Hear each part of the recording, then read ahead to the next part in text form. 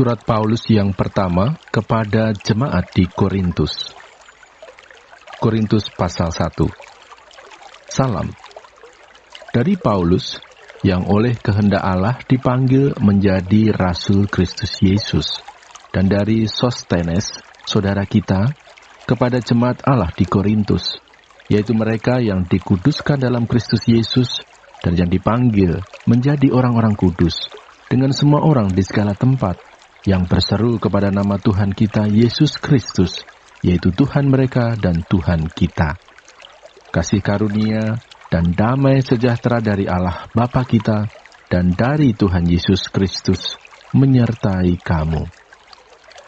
Ucapan syukur.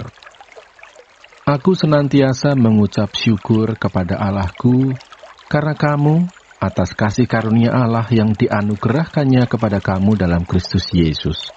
Sebab di dalam Dia, kamu telah menjadi kaya dalam segala hal, dalam segala macam perkataan dan segala macam pengetahuan, sesuai dengan kesaksian tentang Kristus yang telah diteguhkan di antara kamu.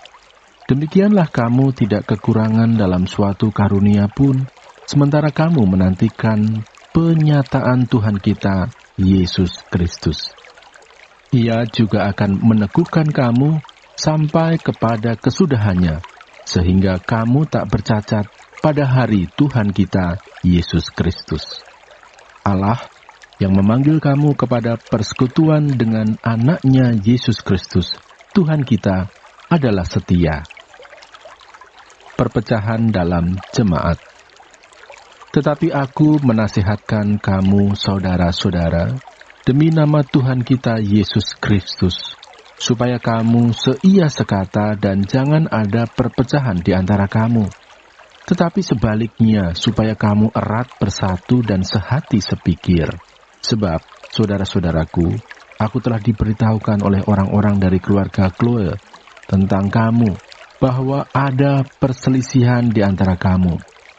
Yang aku maksudkan ialah bahwa kamu masing-masing berkata, aku dari golongan Paulus, atau aku dari golongan Apolos, atau aku dari golongan Kefas, atau aku dari golongan Kristus.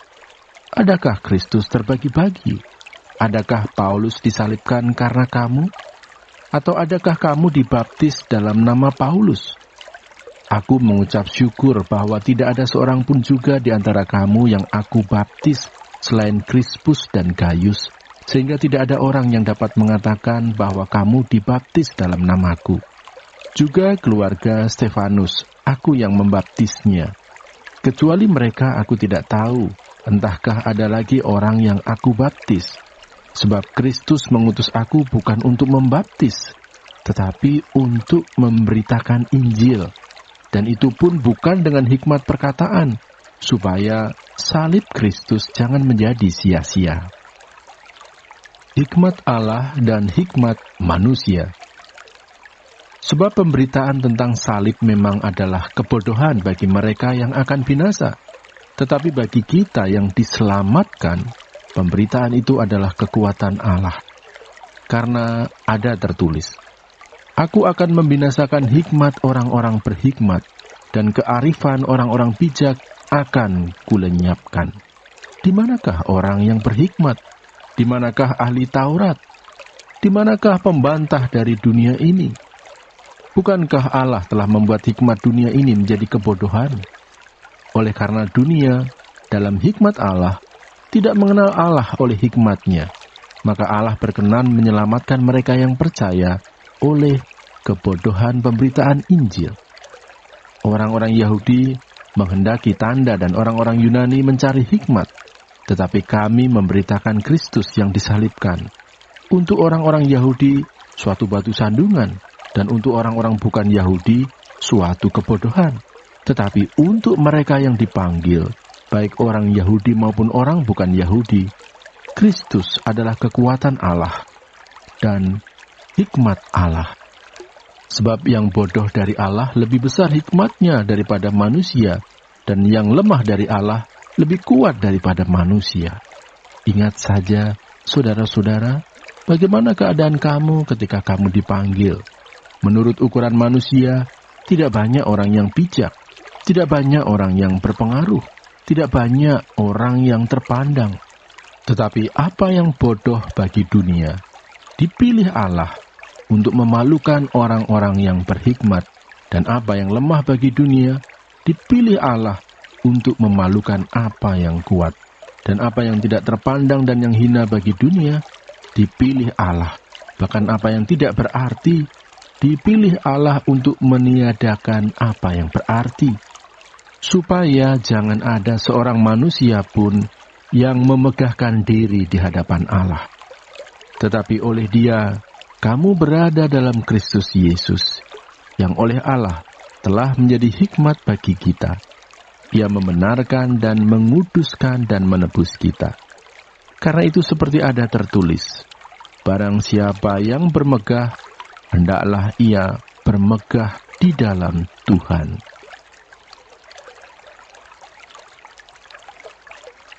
1 Korintus pasal 2. Demikianlah pula ketika aku datang kepadamu, saudara-saudara, aku tidak datang dengan kata-kata yang indah atau dengan hikmat untuk menyampaikan kesaksian Allah kepada kamu. Sebab aku telah memutuskan untuk tidak mengetahui apa-apa di antara kamu selain Yesus Kristus, yaitu Dia yang disalibkan. Aku juga telah datang kepadamu dalam kelemahan dan dengan sangat takut dan gentar. Baik perkataanku maupun pemberitaanku tidak kusampaikan dengan kata-kata hikmat yang meyakinkan, tetapi dengan keyakinan akan kekuatan roh, supaya iman kamu jangan bergantung pada hikmat manusia, tetapi pada kekuatan Allah. Hikmat yang benar. Sungguh pun demikian kami memberitakan hikmat di kalangan mereka yang telah matang, yaitu hikmat yang bukan dari dunia ini, dan yang bukan dari penguasa-penguasa dunia ini, yaitu penguasa-penguasa yang akan ditiadakan. Tetapi yang kami beritakan ialah hikmat Allah yang tersembunyi dan rahasia, yang sebelum dunia dijadikan, telah disediakan Allah bagi kemuliaan kita. Tidak ada dari penguasa dunia ini yang mengenalnya, sebab kalau sekiranya mereka mengenalnya, mereka tidak menyalibkan Tuhan yang mulia. Tetapi seperti ada tertulis, apa yang tidak pernah dilihat oleh mata, dan tidak pernah didengar oleh telinga, dan yang tidak pernah timbul di dalam hati manusia, semua yang disediakan Allah untuk mereka yang mengasihi Dia. Karena kepada kita, Allah telah menyatakannya oleh Roh. Sebab Roh menyelidiki segala sesuatu, bahkan hal-hal yang tersembunyi dalam diri Allah. Siapa gerangan di antara manusia yang tahu apa yang terdapat di dalam diri manusia selain roh manusia sendiri yang ada di dalam dia? Demikian pula lah tidak ada orang yang tahu apa yang terdapat di dalam diri Allah selain roh Allah. Kita tidak menerima roh dunia, tetapi roh yang berasal dari Allah, supaya kita tahu apa yang dikaruniakan Allah kepada kita. Dan karena kami menafsirkan hal-hal rohani kepada mereka yang mempunyai roh, kami berkata-kata tentang karunia-karunia Allah dengan perkataan yang bukan diajarkan kepada kami oleh hikmat manusia, tetapi oleh roh. Tetapi manusia duniawi tidak menerima apa yang berasal dari roh Allah, karena hal itu baginya adalah suatu kebodohan, dan ia tidak dapat memahaminya, sebab hal itu hanya dapat dinilai secara rohani. Tetapi manusia rohani menilai segala sesuatu, tetapi ia sendiri tidak dinilai oleh orang lain. Sebab siapakah yang mengetahui pikiran Tuhan, sehingga ia dapat menasihati Dia? Tetapi kami memiliki pikiran Kristus. 1 Korintus pasal 3. Perselisihan. Dan aku, saudara-saudara, pada waktu itu tidak dapat berbicara dengan kamu seperti dengan manusia rohani, tetapi hanya dengan manusia duniawi yang belum dewasa dalam Kristus. Susulah yang kuberikan kepadamu, bukanlah makanan keras, sebab kamu belum dapat menerimanya. Dan sekarang pun kamu belum dapat menerimanya, karena kamu masih manusia duniawi. Sebab jika di antara kamu ada iri hati dan perselisihan, bukankah hal itu menunjukkan bahwa kamu manusia duniawi? dan bahwa kamu hidup secara manusiawi. Karena jika yang seorang berkata, "Aku dari golongan Paulus," dan yang lain berkata, "Aku dari golongan Apolos," bukankah hal itu menunjukkan bahwa kamu manusia duniawi yang bukan rohani? Jadi, apakah Apolos, apakah Paulus, pelayan-pelayan Tuhan yang olehnya kamu menjadi percaya, masing-masing menurut jalan yang diberikan Tuhan kepadanya? Aku menanam, Apolos menyiram, tetapi Allah yang memberi pertumbuhan. Karena itu yang penting bukanlah yang menanam atau yang menyiram, melainkan Allah yang memberi pertumbuhan.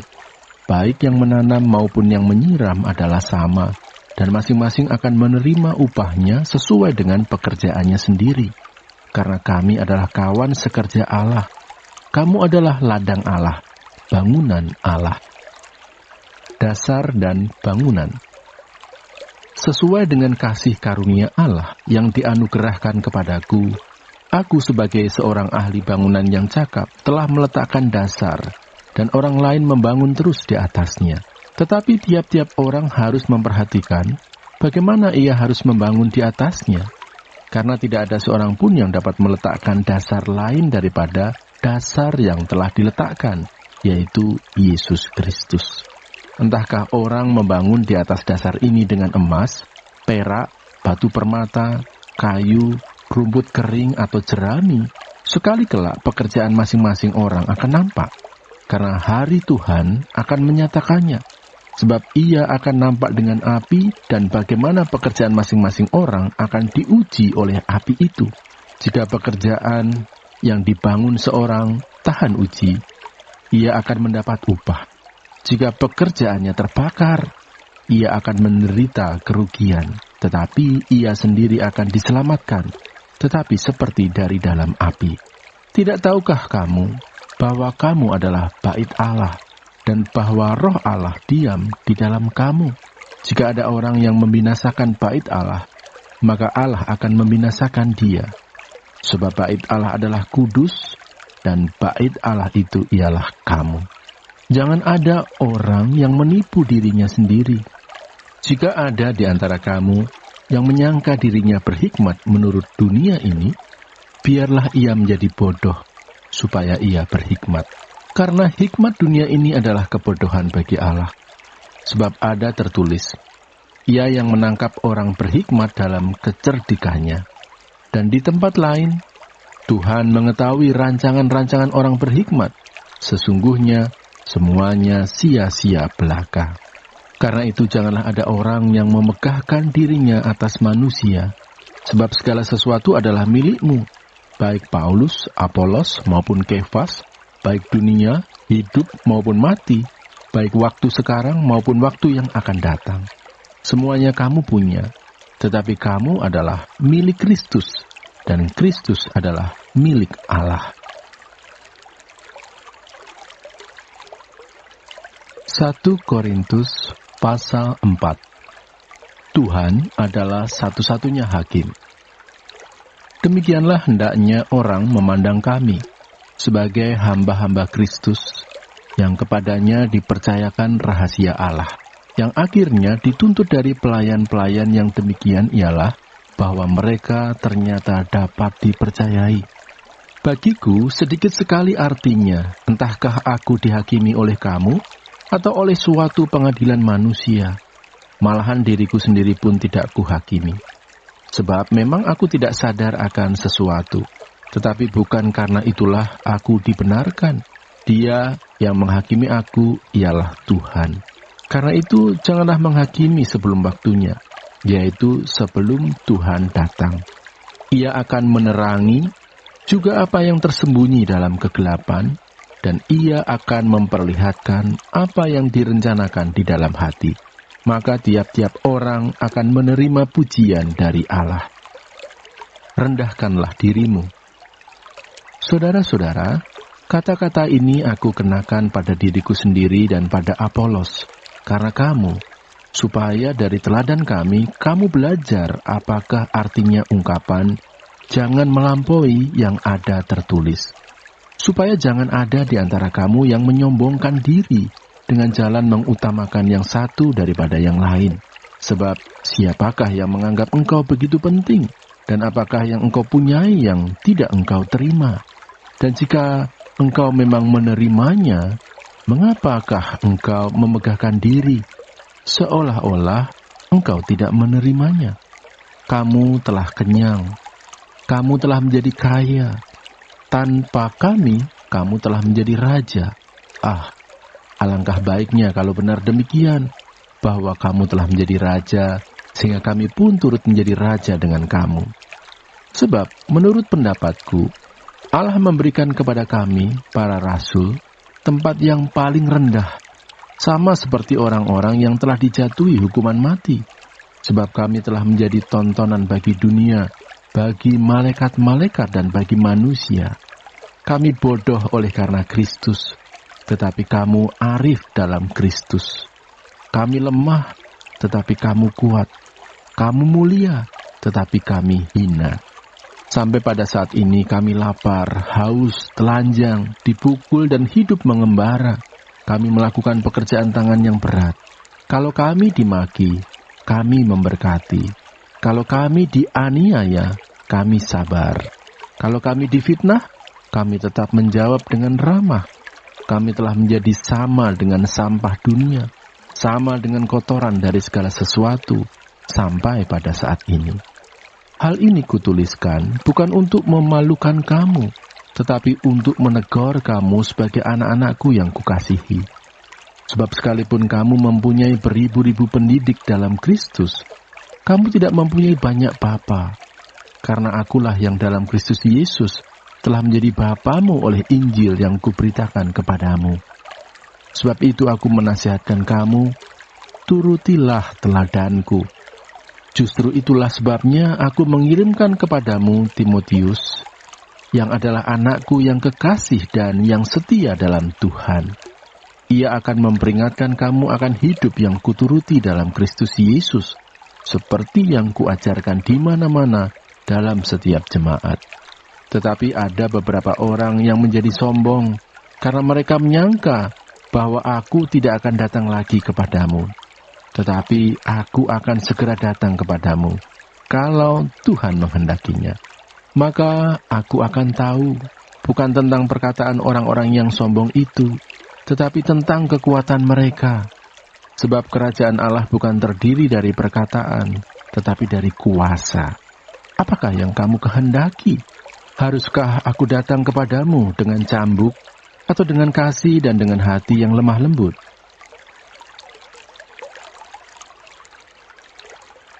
Satu Korintus pasal 5. Dosa dalam jemaat.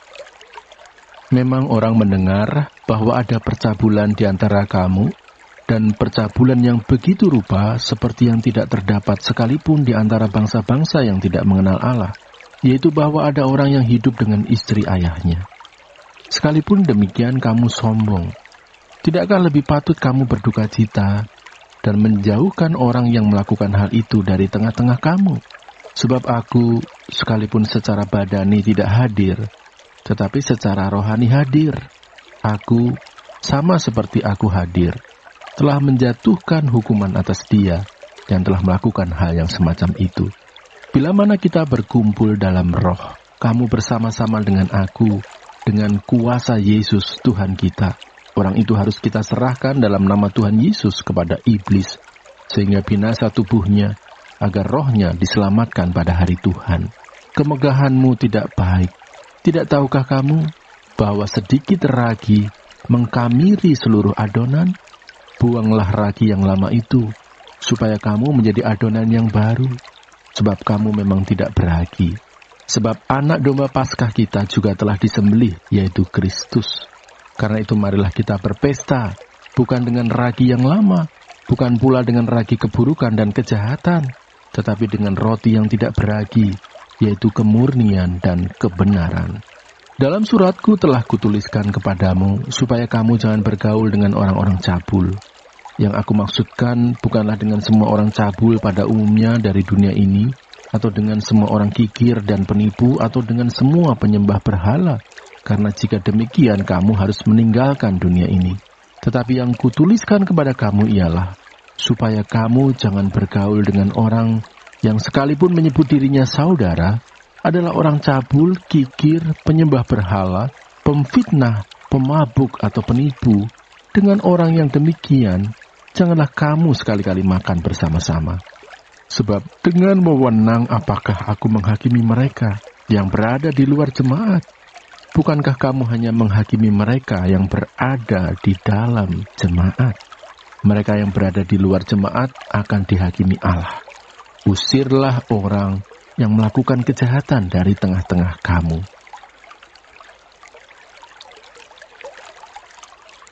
1 Korintus pasal 6. Mencari keadilan pada orang-orang yang tidak beriman. Apakah ada seorang di antara kamu yang jika berselisih dengan orang lain, berani mencari keadilan pada orang-orang yang tidak benar dan bukan pada orang-orang kudus?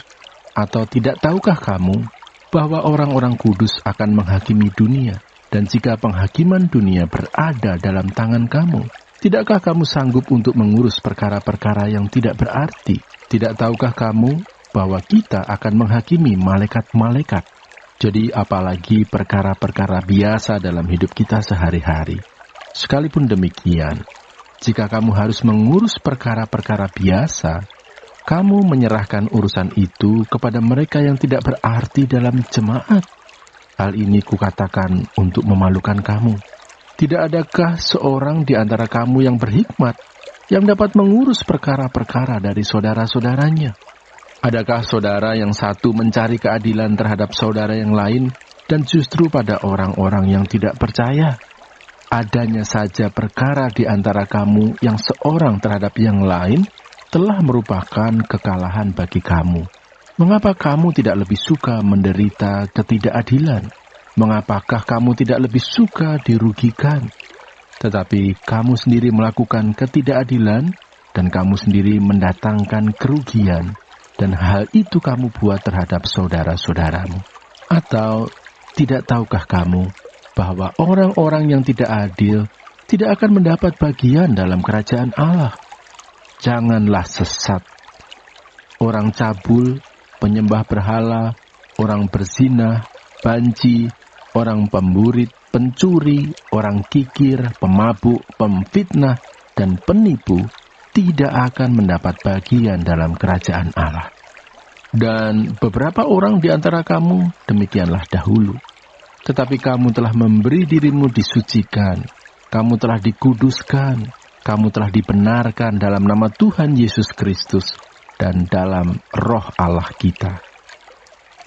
Nasihat terhadap percabulan.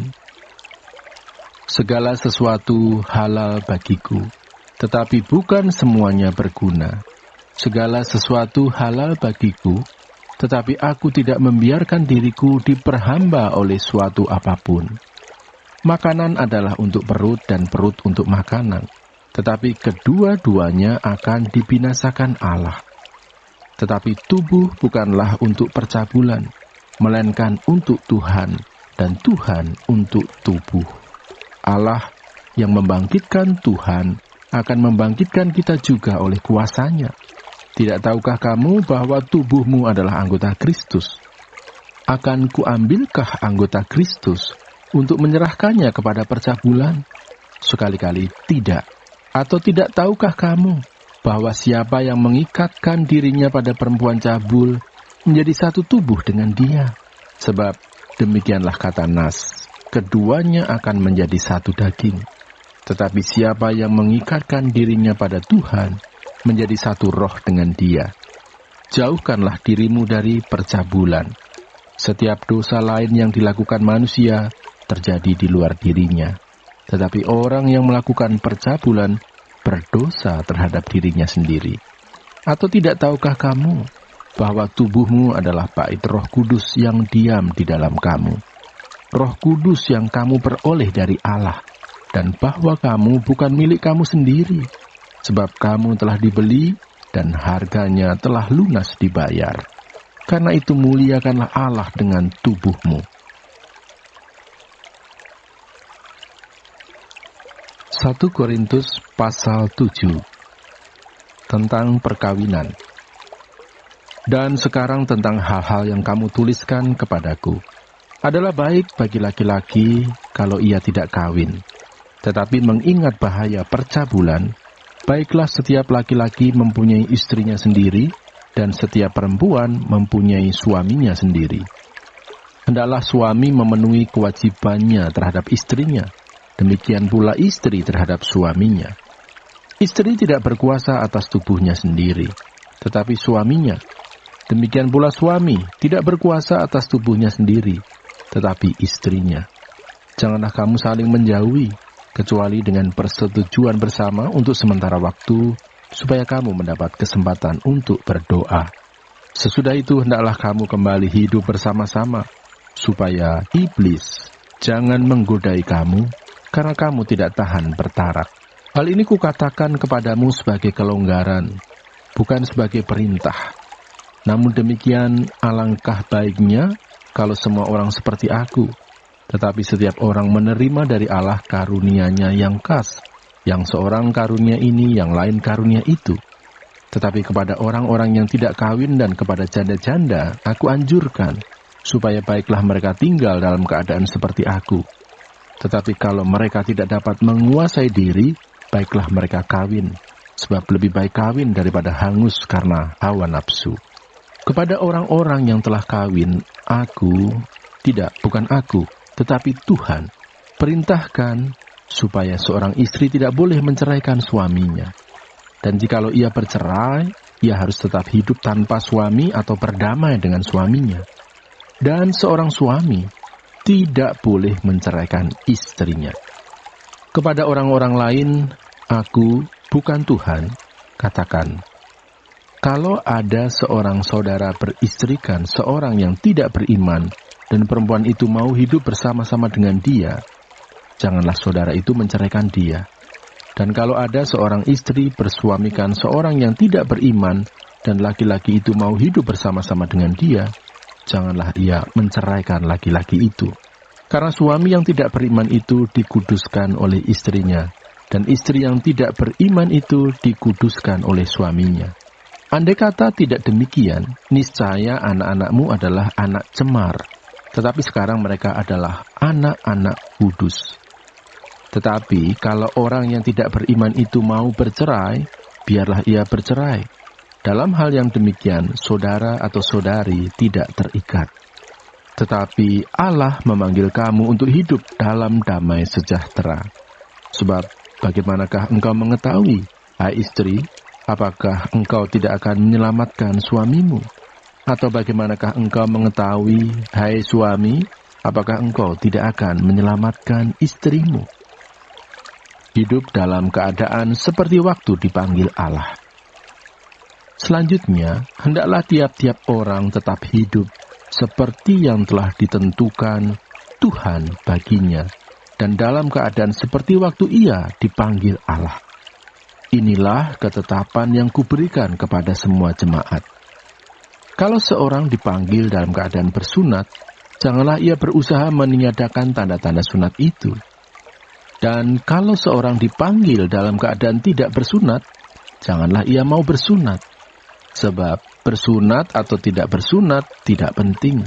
Yang penting ialah mentaati hukum-hukum Allah. Baiklah tiap-tiap orang tinggal dalam keadaan seperti waktu ia dipanggil Allah. Adakah engkau hamba waktu engkau dipanggil? Itu tidak apa-apa. Tetapi jikalau engkau mendapat kesempatan untuk dibebaskan, pergunakanlah kesempatan itu. Sebab seorang hamba yang dipanggil oleh Tuhan dalam pelayanannya adalah orang bebas, milik Tuhan. Demikian pula orang bebas yang dipanggil Kristus adalah hambanya. Kamu telah dibeli dan harganya telah lunas dibayar. Karena itu janganlah kamu menjadi hamba manusia. Saudara-saudara, hendaklah tiap-tiap orang tinggal di hadapan Allah dalam keadaan seperti pada waktu ia dipanggil. Sekarang tentang para gadis. Untuk mereka aku tidak mendapat perintah dari Tuhan, tetapi aku memberikan pendapatku sebagai seorang yang dapat dipercayai karena rahmat yang diterimanya dari Allah. Aku berpendapat bahwa mengingat waktu darurat sekarang, adalah baik bagi manusia untuk tetap dalam keadaannya. Adakah engkau terikat pada seorang perempuan? Janganlah engkau mengusahakan perceraian. Adakah engkau tidak terikat pada seorang perempuan? Janganlah engkau mencari seorang. Tetapi kalau engkau kawin, engkau tidak berdosa. Dan kalau seorang gadis kawin, ia tidak berbuat dosa. Tetapi orang-orang yang demikian akan ditimpa kesusahan badani, dan aku mau menghindarkan kamu dari kesusahan itu. Saudara-saudara, inilah yang ku maksudkan, yaitu waktu telah singkat. Karena itu dalam waktu yang masih sisa ini, orang-orang yang beristri harus berlaku seolah-olah mereka tidak beristri. Dan orang-orang yang menangis seolah-olah tidak menangis. Dan orang-orang yang bergembira seolah-olah tidak bergembira. Dan orang-orang yang membeli seolah-olah tidak memiliki apa yang mereka beli. Pendeknya, orang-orang yang mempergunakan barang-barang duniawi seolah-olah sama sekali tidak mempergunakannya. Sebab dunia seperti yang kita kenal sekarang akan berlalu. Aku ingin supaya kamu hidup tanpa kekhawatiran. Orang yang tidak beristri memusatkan perhatiannya pada perkara Tuhan, bagaimana Tuhan berkenan kepadanya. Orang yang beristri memusatkan perhatiannya pada perkara duniawi, bagaimana ia dapat menyenangkan istrinya, dan dengan demikian perhatiannya terbagi-bagi. Perempuan yang tidak bersuami dan anak-anak gadis memusatkan perhatian mereka pada perkara Tuhan, supaya tubuh dan jiwa mereka kudus. Tetapi perempuan yang bersuami memusatkan perhatiannya pada perkara duniawi, bagaimana ia dapat menyenangkan suaminya. Semuanya ini kukatakan untuk kepentingan kamu sendiri, bukan untuk menghalang-halangi kamu dalam kebebasan kamu, tetapi sebaliknya, supaya kamu melakukan apa yang benar dan baik, dan melayani Tuhan tanpa gangguan. Tetapi jikalau seorang menyangka bahwa ia tidak berlaku wajar terhadap gadisnya, jika gadisnya itu telah bertambah tua dan ia benar-benar merasa bahwa mereka harus kawin, baiklah mereka kawin, kalau ia menghendakinya. Hal itu bukan dosa. Tetapi kalau ada seorang yang tidak dipaksa untuk berbuat demikian, benar-benar yakin dalam hatinya dan benar-benar menguasai kemauannya, telah mengambil keputusan untuk tidak kawin dengan gadisnya, ia berbuat baik. Jadi orang yang kawin dengan gadisnya berbuat baik, dan orang yang tidak kawin dengan gadisnya berbuat lebih baik. Istri terikat selama suaminya hidup. Kalau suaminya telah meninggal, ia bebas untuk kawin dengan siapa saja yang dikehendakinya, asal orang itu adalah seorang yang percaya. Tetapi menurut pendapatku, ia lebih berbahagia kalau ia tetap tinggal dalam keadaannya. Dan aku berpendapat bahwa aku juga mempunyai Roh Allah. 1 Korintus pasal 8 tentang persembahan berhala. Tentang daging persembahan berhala kita tahu, kita semua mempunyai pengetahuan. Pengetahuan yang demikian membuat orang menjadi sombong, tetapi kasih membangun. Jika ada seorang menyangka bahwa ia mempunyai sesuatu pengetahuan, maka ia belum juga mencapai pengetahuan sebagaimana yang harus dicapainya. Tetapi orang yang mengasihi Allah, ia dikenal oleh Allah. Tentang hal makan daging persembahan berhala, kita tahu, tidak ada berhala di dunia dan tidak ada Allah lain daripada Allah yang esa. Sebab sungguh pun ada apa yang disebut Allah, baik di sorga maupun di bumi, dan memang benar ada banyak Allah dan banyak Tuhan yang demikian. Namun bagi kita hanya ada satu Allah saja, yaitu Bapa, yang daripadanya berasal segala sesuatu, dan yang untuk Dia kita hidup. Dan satu Tuhan saja, yaitu Yesus Kristus, yang olehnya segala sesuatu telah dijadikan, dan yang karena Dia kita hidup. Tetapi bukan semua orang yang mempunyai pengetahuan itu. Ada orang yang karena masih terus terikat pada berhala-berhala, makan daging itu sebagai daging persembahan berhala. Dan oleh karena hati nurani mereka lemah, hati nurani mereka itu dinodai olehnya. Makanan tidak membawa kita lebih dekat kepada Allah.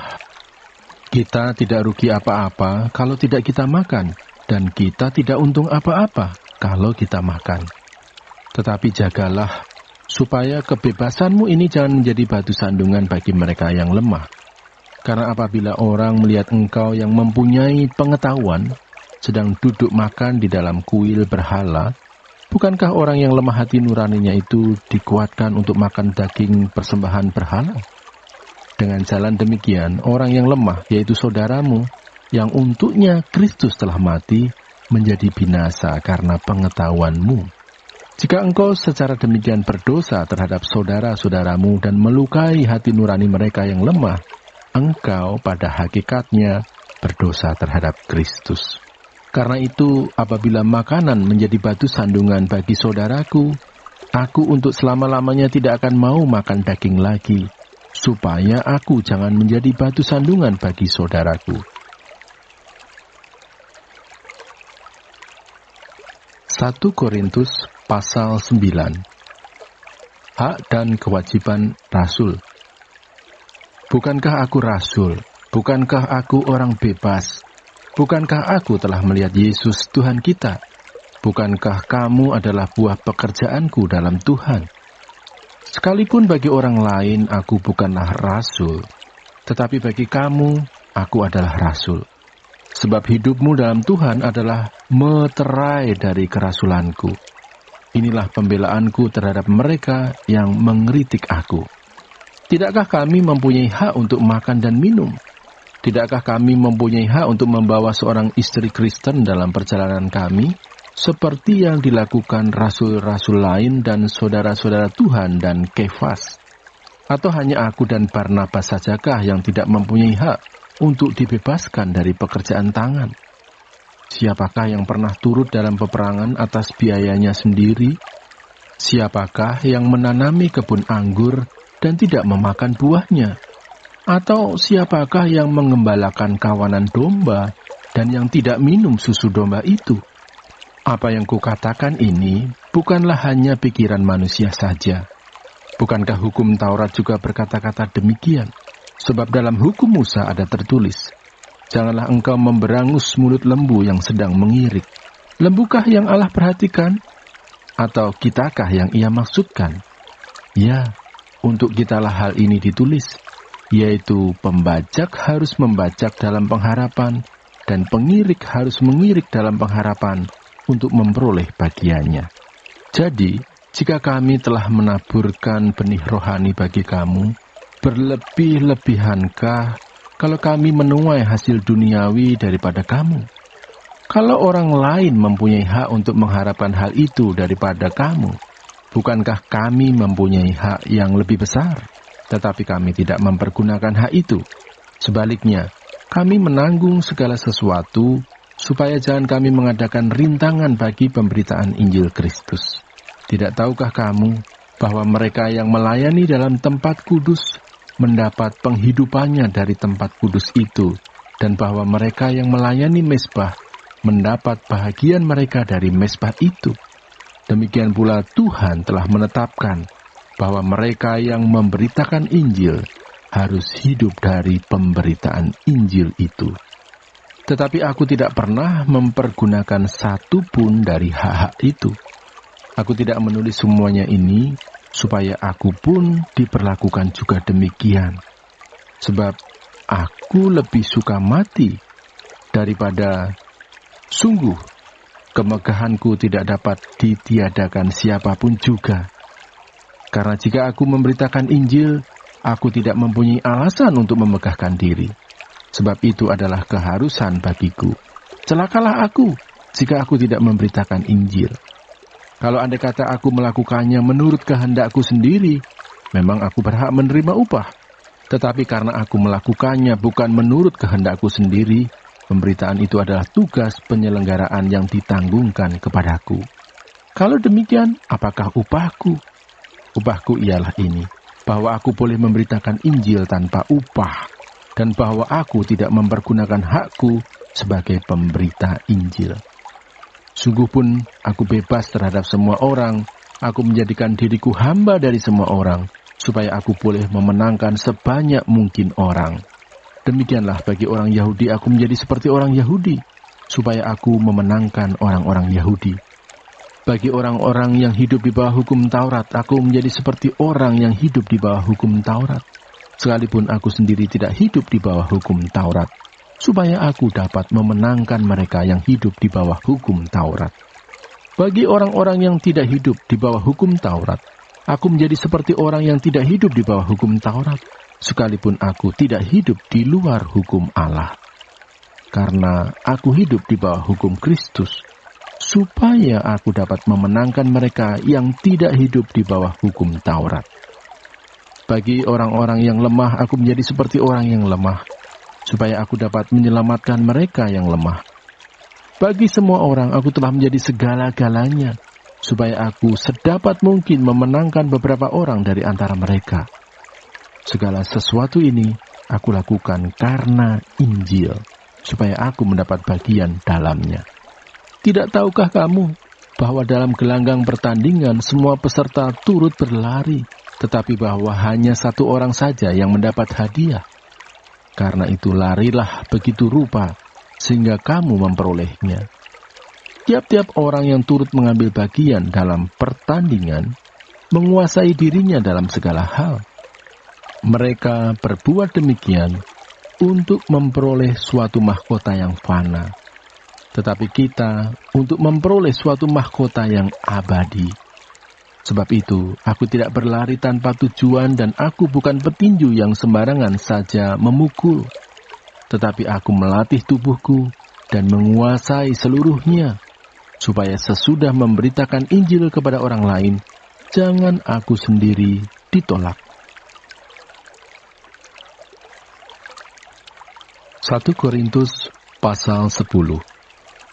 Israel sebagai suatu peringatan. Aku mau supaya kamu mengetahui, saudara-saudara, bahwa nenek moyang kita semua berada di bawah perlindungan awan dan bahwa mereka semua telah melintasi laut. Untuk menjadi pengikut Musa, mereka semua telah dibaptis dalam awan dan dalam laut. Mereka semua makan makanan rohani yang sama, dan mereka semua minum minuman rohani yang sama, sebab mereka minum dari batu karang rohani yang mengikuti mereka, dan batu karang itu ialah Kristus. Tetapi sungguh pun demikian, Allah tidak berkenan kepada bagian yang terbesar dari mereka, karena mereka ditewaskan di padang gurun.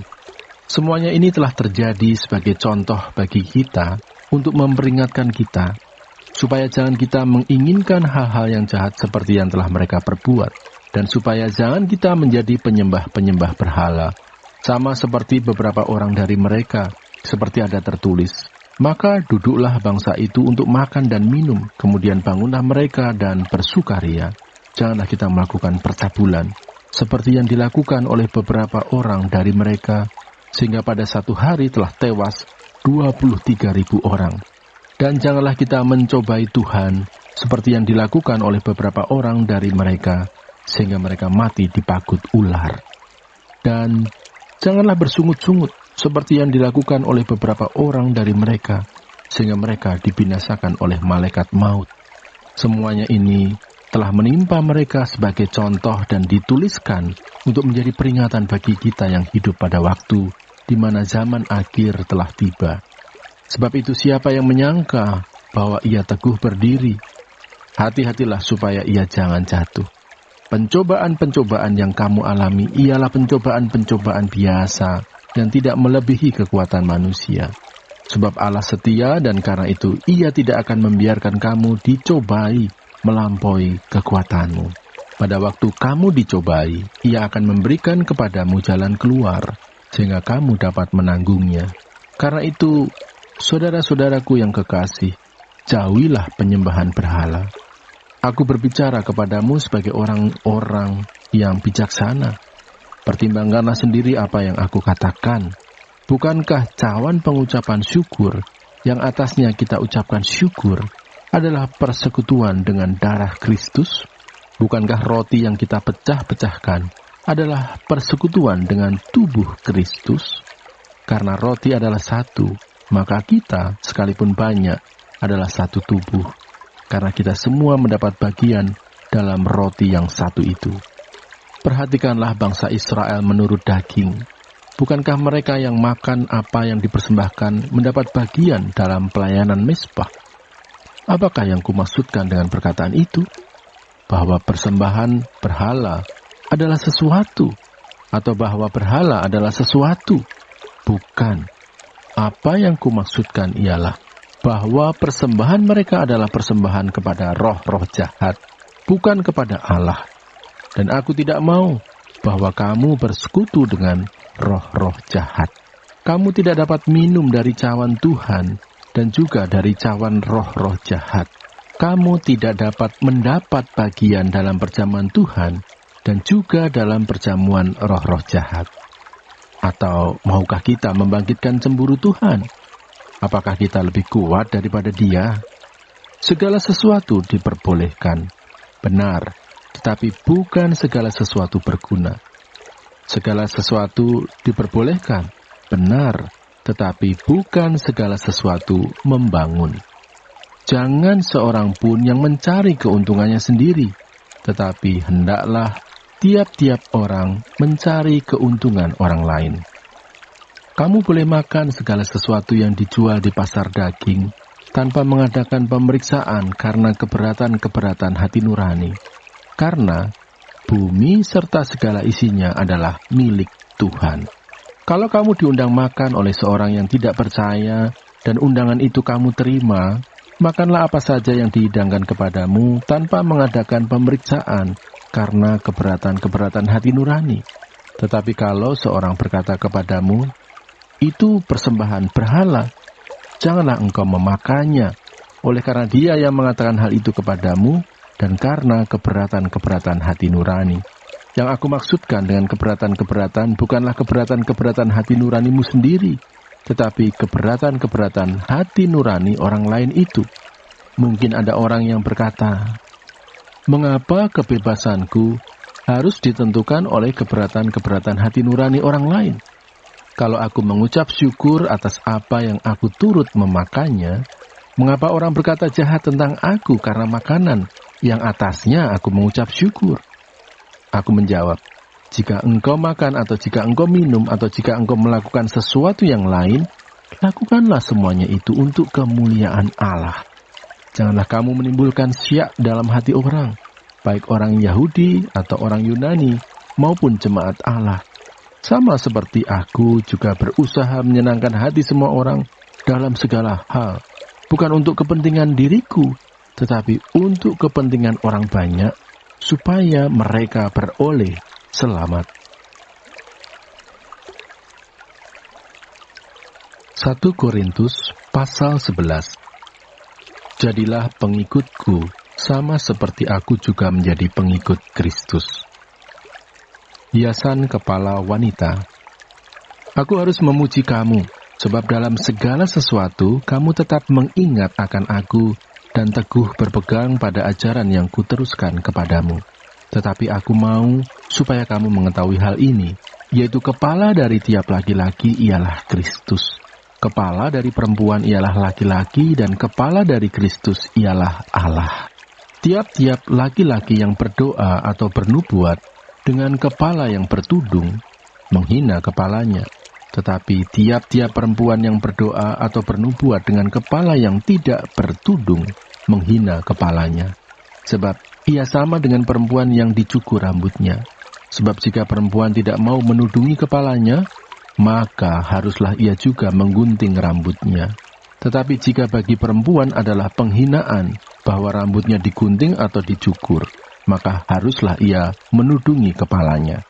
Sebab laki-laki tidak perlu menudungi kepalanya, ia menyinarkan gambaran dan kemuliaan Allah. Tetapi perempuan menyinarkan kemuliaan laki-laki. Sebab laki-laki tidak berasal dari perempuan, tetapi perempuan berasal dari laki-laki. Dan laki-laki tidak diciptakan karena perempuan, tetapi perempuan diciptakan karena laki-laki. Sebab itu, perempuan harus memakai tanda wibawa di kepalanya oleh karena para malaikat. Namun demikian, dalam Tuhan tidak ada perempuan tanpa laki-laki, dan tidak ada laki-laki tanpa perempuan. Sebab sama seperti perempuan berasal dari laki-laki, Demikian pula laki-laki dilahirkan oleh perempuan, dan segala sesuatu berasal dari Allah. Pertimbanganlah sendiri, patutkah perempuan berdoa kepada Allah dengan kepala yang tidak bertudung? Bukankah alam sendiri menyatakan kepadamu bahwa adalah kehinaan bagi laki-laki jika ia berambut panjang, tetapi bahwa adalah kehormatan bagi perempuan jika ia berambut panjang? Sebab rambut diberikan kepada perempuan untuk menjadi penudung. Tetapi jika ada orang yang mau membantah, kami maupun jemaat-jemaat Allah tidak mempunyai kebiasaan yang demikian. Kebiasaan-kebiasaan yang salah dalam perjamuan malam. Dalam peraturan-peraturan yang berikut, aku tidak dapat memuji kamu, sebab pertemuan-pertemuanmu tidak mendatangkan kebaikan, tetapi mendatangkan keburukan. Sebab pertama-tama aku mendengar bahwa apabila kamu berkumpul sebagai jemaat, ada perpecahan di antara kamu, dan hal itu sedikit banyak aku percaya. Sebab di antara kamu harus ada perpecahan, supaya nyata nanti siapakah di antara kamu yang tahan uji. Apabila kamu berkumpul, kamu bukanlah berkumpul untuk makan perjamuan Tuhan. Sebab pada perjamuan itu, tiap-tiap orang memakan dahulu makanannya sendiri, sehingga yang seorang lapar dan yang lain mabuk. Apakah kamu tidak mempunyai rumah sendiri untuk makan dan minum? Atau maukah kamu menghinakan jemaat Allah dan memalukan orang-orang yang tidak mempunyai apa-apa? Apakah yang kukatakan kepada kamu? Memuji kamu? Dalam hal ini, aku tidak memuji. Sebab apa yang telah kuteruskan kepadamu, telah aku terima dari Tuhan, yaitu bahwa Tuhan Yesus, pada malam waktu ia diserahkan, mengambil roti, dan sesudah itu, ia mengucap syukur atasnya. Ia memecah-mecahkannya dan berkata, "Inilah tubuhku yang diserahkan bagi kamu. Perbuatlah ini menjadi peringatan akan aku." Demikian juga ia mengambil cawan sesudah makan, lalu berkata, "Cawan ini adalah perjanjian baru yang dimeteraikan oleh darahku. Perbuatlah ini setiap kali kamu meminumnya menjadi peringatan akan aku. Sebab setiap kali kamu makan roti ini dan minum cawan ini, kamu memberitakan kematian Tuhan sampai ia datang. Jadi barang siapa dengan cara yang tidak layak makan roti atau minum cawan Tuhan, ia berdosa terhadap tubuh dan darah Tuhan. Karena itu hendaklah tiap-tiap orang menguji dirinya sendiri, dan baru sesudah itu ia makan roti dan minum dari cawan itu. Karena barang siapa makan dan minum tanpa mengakui tubuh Tuhan, ia mendatangkan hukuman atas dirinya. Sebab itu banyak di antara kamu yang lemah dan sakit, dan tidak sedikit yang meninggal. Kalau kita menguji diri kita sendiri, hukuman tidak menimpa kita. Tetapi kalau kita menerima hukuman dari Tuhan, kita dididik supaya kita tidak akan dihukum bersama-sama dengan dunia. Karena itu, saudara-saudaraku, jika kamu berkumpul untuk makan, nantikanlah olehmu seorang akan yang lain. Kalau ada orang yang lapar, baiklah ia makan dahulu di rumahnya, supaya jangan kamu berkumpul untuk dihukum. Hal-hal yang lain akan kuatur kalau aku datang. 1 Korintus pasal 12. Rupa-rupa karunia, tetapi satu roh. Sekarang tentang karunia-karunia roh. Aku mau, saudara-saudara, supaya kamu mengetahui kebenarannya. Kamu tahu bahwa pada waktu kamu masih belum mengenal Allah, kamu tanpa berpikir ditarik kepada berhala-berhala yang bisu. Karena itu aku mau meyakinkan kamu bahwa tidak ada seorang pun yang berkata-kata oleh Roh Allah dapat berkata, "Terkutuklah Yesus." Dan tidak ada seorang pun yang dapat mengaku Yesus adalah Tuhan selain oleh Roh Kudus. Ada rupa-rupa karunia, tetapi satu roh. Dan ada rupa-rupa pelayanan, tetapi satu Tuhan. Dan ada berbagai-bagai perbuatan ajaib, tetapi Allah adalah satu yang mengerjakan semuanya dalam semua orang. Tetapi kepada tiap-tiap orang dikaruniakan penyataan roh untuk kepentingan bersama. Sebab kepada yang seorang roh memberikan karunia untuk berkata-kata dengan hikmat, dan kepada yang lain roh yang sama memberikan karunia berkata-kata dengan pengetahuan. Kepada yang seorang roh yang sama memberikan iman, dan kepada yang lain ia memberikan karunia untuk menyembuhkan. Kepada yang seorang roh memberikan kuasa untuk mengadakan mujizat, dan kepada yang lain ia memberikan karunia untuk bernubuat, dan kepada yang lain lagi ia memberikan karunia untuk membedakan bermacam-macam roh. Kepada yang seorang ia memberikan karunia untuk berkata-kata dengan bahasa roh, dan kepada yang lain ia memberikan karunia untuk menafsirkan bahasa roh itu. Tetapi semuanya ini dikerjakan oleh roh yang satu dan yang sama, yang memberikan karunia kepada tiap-tiap orang secara khusus, seperti yang dikehendakinya. Banyak anggota, tetapi satu tubuh. Karena sama seperti tubuh itu satu dan anggota-anggotanya banyak, dan segala anggota itu, sekalipun banyak, merupakan satu tubuh, demikian pula Kristus. Sebab dalam satu roh kita semua, baik orang Yahudi maupun orang Yunani, baik budak maupun orang merdeka, telah dibaptis menjadi satu tubuh, dan kita semua diberi minum dari satu roh. Karena tubuh juga tidak terdiri dari satu anggota, tetapi atas banyak anggota. Andai kata kaki berkata, "Karena aku bukan tangan, aku tidak termasuk tubuh." Jadi benarkah ia tidak termasuk tubuh? Dan andai kata telinga berkata, "Karena aku bukan mata, aku tidak termasuk tubuh." Jadi benarkah ia tidak termasuk tubuh? Andai kata tubuh seluruhnya adalah mata, di manakah pendengaran? Andai kata seluruhnya adalah telinga, di manakah penciuman?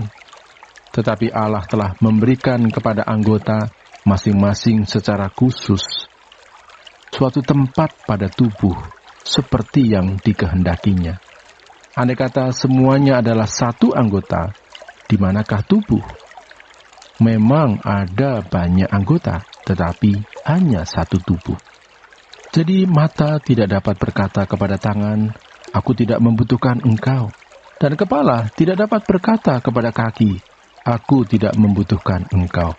Malahan, justru anggota-anggota tubuh yang nampaknya paling lemah, yang paling dibutuhkan. Dan kepada anggota-anggota tubuh yang menurut pemandangan kita kurang terhormat, kita berikan penghormatan khusus. Dan terhadap anggota-anggota kita yang tidak elok, kita berikan perhatian khusus. Hal itu tidak dibutuhkan oleh anggota-anggota kita yang elok. Allah telah menyusun tubuh kita begitu rupa, sehingga kepada anggota-anggota yang tidak mulia diberikan penghormatan khusus, supaya jangan terjadi perpecahan dalam tubuh, tetapi supaya anggota-anggota yang berbeda itu saling memperhatikan. Karena itu jika satu anggota menderita, semua anggota turut menderita. Jika satu anggota dihormati, semua anggota turut bersukacita. Kamu semua adalah tubuh Kristus, dan kamu masing-masing adalah anggotanya. Dan Allah telah menetapkan beberapa orang dalam jemaat, pertama sebagai rasul, kedua sebagai nabi, ketiga sebagai pengajar. Selanjutnya, mereka yang mendapat karunia untuk mengadakan mujizat, untuk menyembuhkan, untuk melayani, untuk memimpin, dan untuk berkata-kata dalam bahasa roh. Adakah mereka semua rasul atau nabi atau pengajar? Adakah mereka semua mendapat karunia untuk mengadakan mujizat, atau untuk menyembuhkan, atau untuk berkata-kata dalam bahasa roh, atau untuk menafsirkan bahasa roh? Jadi, berusahalah untuk memperoleh karunia-karunia yang paling utama, dan aku menunjukkan kepadamu jalan yang lebih utama lagi.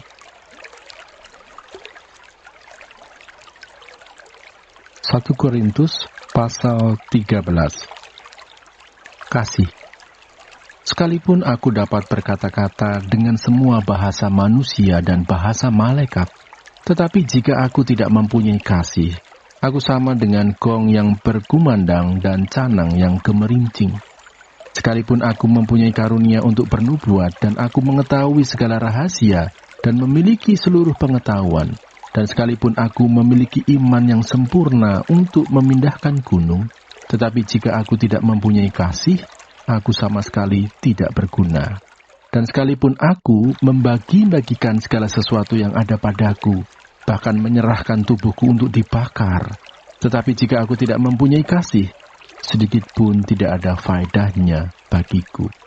Kasih itu sabar, kasih itu murah hati, ia tidak cemburu, ia tidak memegahkan diri dan tidak sombong, ia tidak melakukan yang tidak sopan dan tidak mencari keuntungan diri sendiri, ia tidak pemarah dan tidak menyimpan kesalahan orang lain, ia tidak bersukacita karena ketidakadilan, tetapi ia bersukacita karena kebenaran.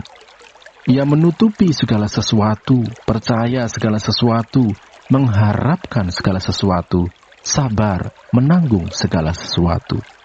Kasih tidak berkesudahan. Nubuat akan berakhir, bahasa roh akan berhenti, pengetahuan akan lenyap. Sebab pengetahuan kita tidak lengkap dan nubuat kita tidak sempurna. Tetapi jika yang sempurna tiba, maka yang tidak sempurna itu akan lenyap. Ketika aku kanak-kanak, aku berkata-kata seperti kanak-kanak. Aku merasa seperti kanak-kanak. Aku berpikir seperti kanak-kanak. Sekarang sesudah aku menjadi dewasa, aku meninggalkan sifat kanak-kanak itu.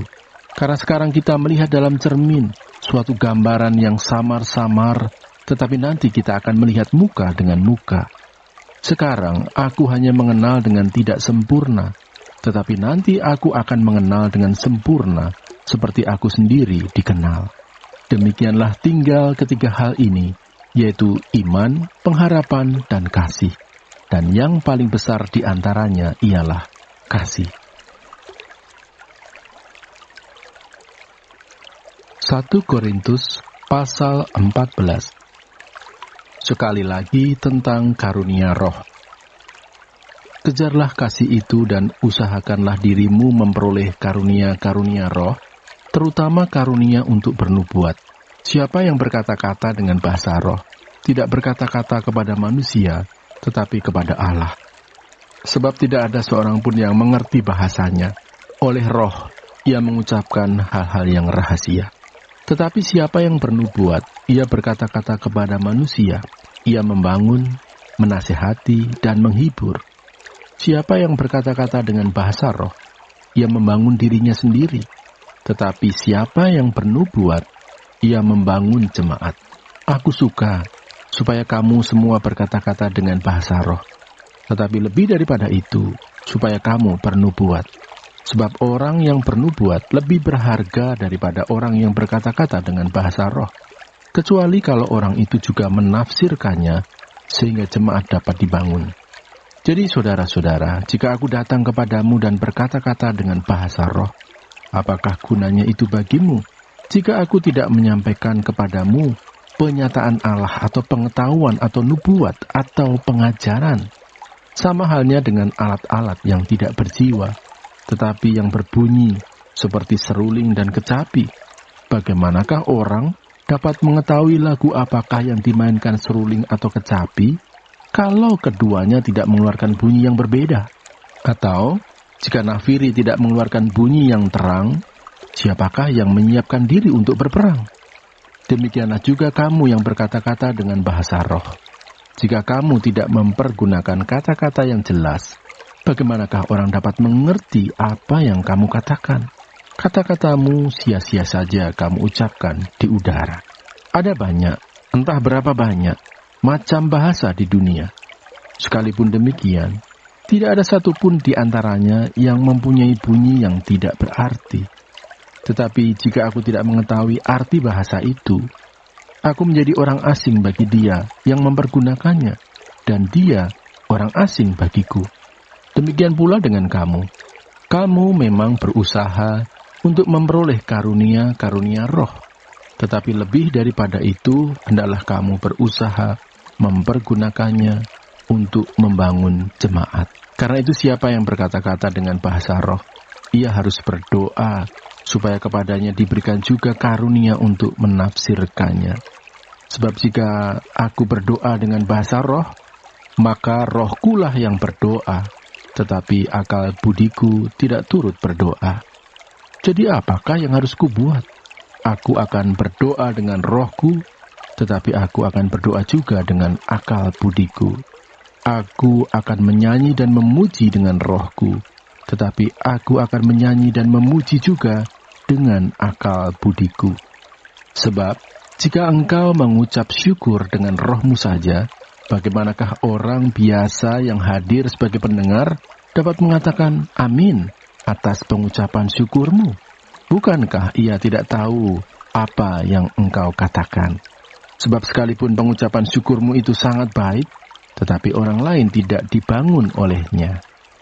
Aku mengucap syukur kepada Allah bahwa aku berkata-kata dengan bahasa roh lebih daripada kamu semua. Tetapi dalam pertemuan jemaat, aku lebih suka mengucapkan 5 kata yang dapat dimengerti untuk mengajar orang lain juga, daripada beribu-ribu kata dengan bahasa roh. Saudara-saudara, janganlah sama seperti anak-anak dalam pemikiranmu. Jadilah anak-anak dalam kejahatan, tetapi orang dewasa dalam pemikiranmu.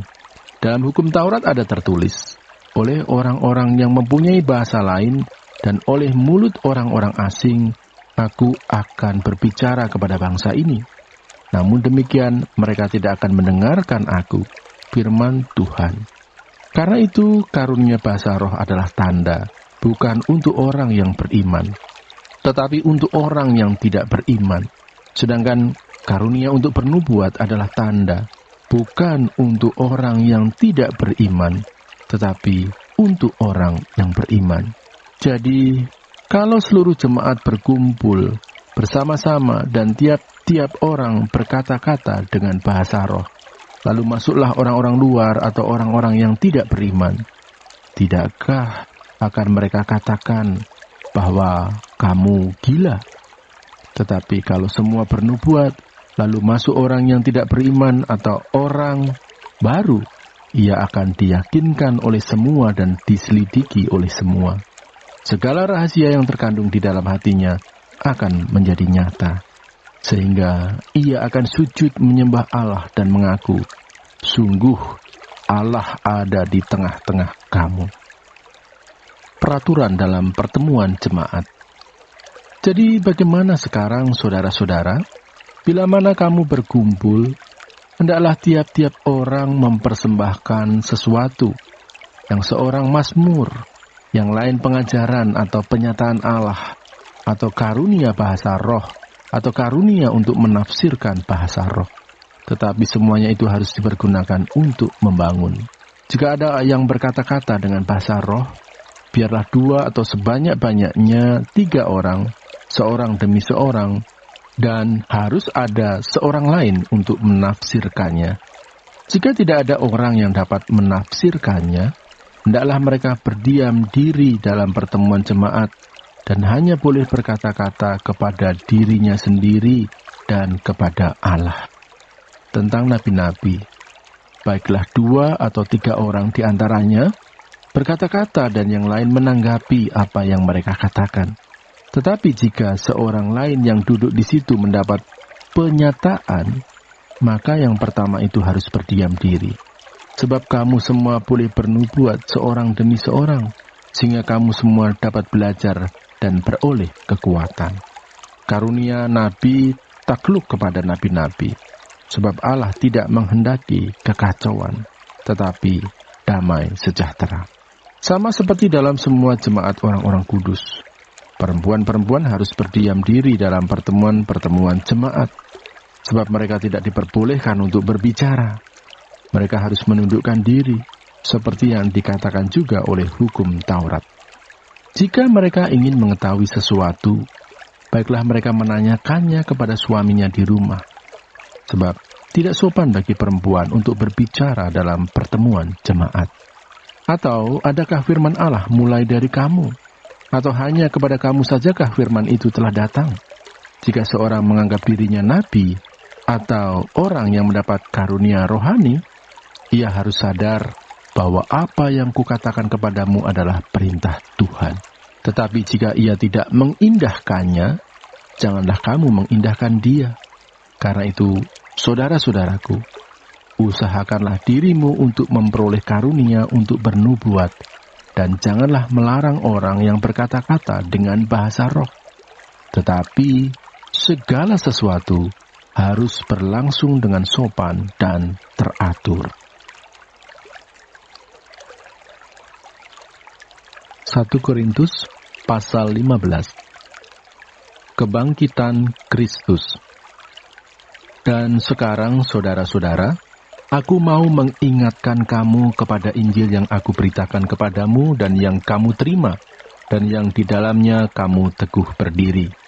Oleh Injil itu kamu diselamatkan, asal kamu teguh berpegang padanya, seperti yang telah kuberitakan kepadamu, kecuali kalau kamu telah sia-sia saja menjadi percaya.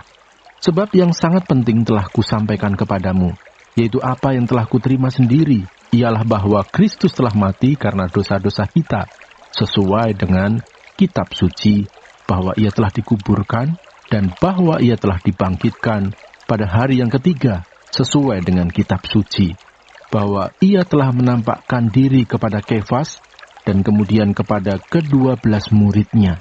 Sesudah itu ia menampakkan diri kepada lebih dari 500 saudara sekaligus. Kebanyakan dari mereka masih hidup sampai sekarang, tetapi beberapa di antaranya telah meninggal. Selanjutnya ia menampakkan diri kepada Yakobus, kemudian kepada semua rasul. Dan yang paling akhir dari semuanya, ia menampakkan diri juga kepadaku, sama seperti kepada anak yang lahir sebelum waktunya. Karena aku adalah yang paling hina dari semua rasul, bahkan tidak layak disebut rasul, sebab aku telah menganiaya jemaat Allah. Tetapi karena kasih karunia Allah, aku adalah sebagaimana aku ada sekarang, dan kasih karunia yang dianugerahkannya kepadaku tidak sia-sia. Sebaliknya, aku telah bekerja lebih keras daripada mereka semua, tetapi bukannya aku, melainkan kasih karunia Allah yang menyertai aku. Sebab itu, baik aku maupun mereka, demikianlah kami mengajar, dan demikianlah kamu menjadi percaya. Kebangkitan kita. Jadi, bila mana kami beritakan bahwa Kristus dibangkitkan dari antara orang mati, bagaimana mungkin ada di antara kamu yang mengatakan bahwa tidak ada kebangkitan orang mati? Kalau tidak ada kebangkitan orang mati, maka Kristus juga tidak dibangkitkan. Tetapi andai kata Kristus tidak dibangkitkan, maka sia-sialah pemberitaan kami dan sia-sialah juga kepercayaan kamu. Lebih daripada itu, kami ternyata berdusta terhadap Allah, karena tentang Dia kami katakan bahwa Ia telah membangkitkan Kristus, padahal Ia tidak membangkitkannya. Kalau andai kata benar bahwa orang mati tidak dibangkitkan. Sebab jika benar orang mati tidak dibangkitkan, maka Kristus juga tidak dibangkitkan. Dan jika Kristus tidak dibangkitkan, maka sia-sialah kepercayaan kamu, dan kamu masih hidup dalam dosamu. Demikianlah binasa juga orang-orang yang mati dalam Kristus. Jikalau kita hanya dalam hidup ini saja menaruh pengharapan pada Kristus, maka kita adalah orang-orang yang paling malang dari segala manusia. Tetapi yang benar ialah bahwa Kristus telah dibangkitkan dari antara orang mati, sebagai yang sulung dari orang-orang yang telah meninggal. Sebab sama seperti maut datang karena satu orang manusia, demikian juga kebangkitan orang mati datang karena satu orang manusia. Karena sama seperti semua orang mati dalam persekutuan dengan Adam, demikian pula semua orang akan dihidupkan kembali dalam persekutuan dengan Kristus. Tetapi tiap-tiap orang menurut urutannya. Kristus sebagai buah sulung, sesudah itu mereka yang menjadi miliknya pada waktu kedatangannya. Kemudian tiba kesudahannya, yaitu bila mana ia menyerahkan kerajaan kepada Allah Bapa, sesudah ia membinasakan segala pemerintahan, kekuasaan dan kekuatan. Karena ia harus memegang pemerintahan sebagai raja, sampai Allah meletakkan semua musuhnya di bawah kakinya. Musuh yang terakhir yang dibinasakan ialah maut, sebab segala sesuatu telah ditaklukkannya di bawah kakinya.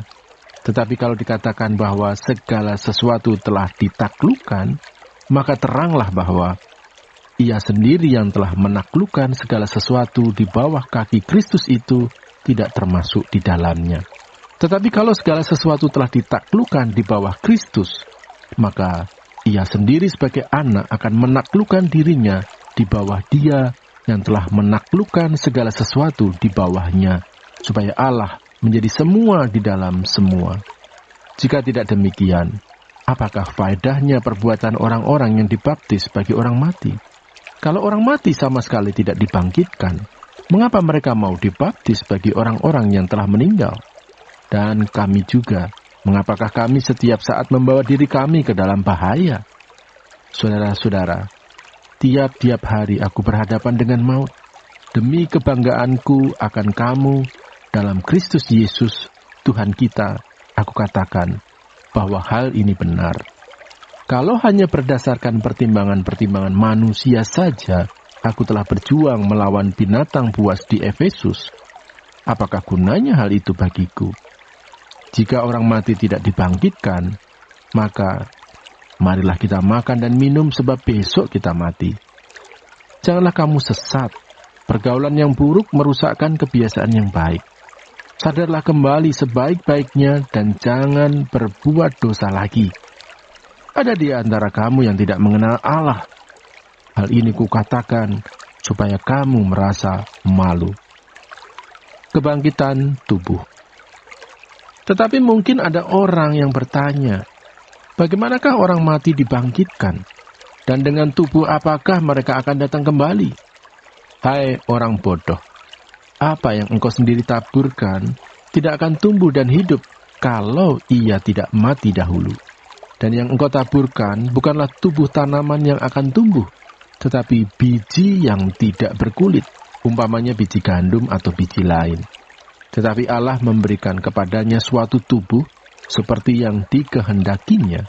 Ia memberikan kepada tiap-tiap biji tubuhnya sendiri. Bukan semua daging sama. Daging manusia lain daripada daging binatang, lain daripada daging burung, lain daripada daging ikan. Ada tubuh surgawi dan ada tubuh duniawi. Tetapi kemuliaan tubuh surgawi lain daripada kemuliaan tubuh duniawi. Kemuliaan matahari lain daripada kemuliaan bulan, dan kemuliaan bulan lain daripada kemuliaan bintang-bintang, dan kemuliaan bintang yang satu berbeda dengan kemuliaan bintang yang lain. Demikianlah pula halnya dengan kebangkitan orang mati. Ditaburkan dalam kebinasaan, dibangkitkan dalam ketidakbinasaan. Ditaburkan dalam kehinaan, dibangkitkan dalam kemuliaan. Ditaburkan dalam kelemahan, dibangkitkan dalam kekuatan. Yang ditaburkan adalah tubuh alamiah, yang dibangkitkan adalah tubuh rohaniah. Jika ada tubuh alamiah, maka ada pula tubuh rohaniah. Seperti ada tertulis, manusia pertama, Adam, menjadi makhluk yang hidup. Tetapi Adam yang akhir menjadi roh yang menghidupkan. Tetapi yang mula-mula datang bukanlah yang rohaniah, tetapi yang alamiah. Kemudian barulah datang yang rohaniah. Manusia pertama berasal dari debu tanah dan bersifat jasmani. Manusia kedua berasal dari sorga. Makhluk-makhluk alamiah sama dengan dia yang berasal dari debu tanah. Dan makhluk-makhluk surgawi sama dengan dia yang berasal dari sorga. Sama seperti kita telah memakai rupa dari yang alamiah. Demikian pula kita akan memakai rupa dari yang surgawi. Saudara-saudara, inilah yang hendak kukatakan kepadamu, yaitu bahwa daging dan darah tidak mendapat bagian dalam kerajaan Allah, dan bahwa yang binasa tidak mendapat bagian dalam apa yang tidak binasa. Sesungguhnya, aku menyatakan kepadamu suatu rahasia. Kita tidak akan mati semuanya, tetapi kita semuanya akan diubah dalam sekejap mata pada waktu bunyi nafir yang terakhir. Sebab nafir akan berbunyi dan orang-orang mati akan dibangkitkan dalam keadaan yang tidak dapat binasa, dan kita semua akan diubah. Karena yang dapat binasa ini harus mengenakan yang tidak dapat binasa, dan yang dapat mati ini harus mengenakan yang tidak dapat mati. Dan sesudah yang dapat binasa ini mengenakan yang tidak dapat binasa, dan yang dapat mati ini mengenakan yang tidak dapat mati, maka akan genaplah firman Tuhan yang tertulis, maut telah ditelan dalam kemenangan.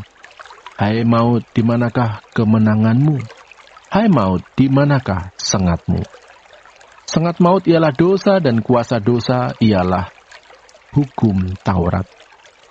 Tetapi syukur kepada Allah yang telah memberikan kepada kita kemenangan oleh Yesus Kristus, Tuhan kita. Karena itu, saudara-saudaraku yang kekasih, berdirilah teguh, jangan goyah, dan giatlah selalu dalam pekerjaan Tuhan. Sebab kamu tahu bahwa dalam persekutuan dengan Tuhan, jerih payahmu tidak sia-sia. 1 Korintus pasal 16. Bantuan untuk jemaat di Yerusalem. Tentang pengumpulan uang bagi orang-orang kudus, hendaklah kamu berbuat sesuai dengan petunjuk-petunjuk yang kuberikan kepada jemaat-jemaat di Galatia. Pada hari pertama dari tiap-tiap minggu, hendaklah kamu masing-masing, sesuai dengan apa yang kamu peroleh, menyisihkan sesuatu dan menyimpannya di rumah, supaya jangan pengumpulan itu baru diadakan kalau aku datang. Sesudah aku tiba, aku akan mengutus orang-orang yang kamu anggap layak dengan surat ke Yerusalem untuk menyampaikan pemberianmu. Kalau ternyata penting bahwa aku juga pergi, maka mereka akan pergi bersama-sama dengan aku. Rencana Paulus. Aku akan datang kepadamu sesudah aku melintasi Makedonia, sebab aku akan melintasi Makedonia. Dan di Korintus mungkin aku akan tinggal beberapa lamanya dengan kamu, atau mungkin aku akan tinggal selama musim dingin, sehingga kamu dapat menolong aku untuk melanjutkan perjalananku. Sebab sekarang aku tidak mau melihat kamu hanya sepintas selalu saja. Aku harap dapat tinggal agak lama dengan kamu, jika diperkenankan Tuhan. Tetapi aku akan tinggal di Efesus sampai hari raya Pentakosta, sebab di sini banyak kesempatan bagiku untuk mengerjakan pekerjaan yang besar dan penting, sekalipun ada banyak penentang. Beberapa pemberitahuan.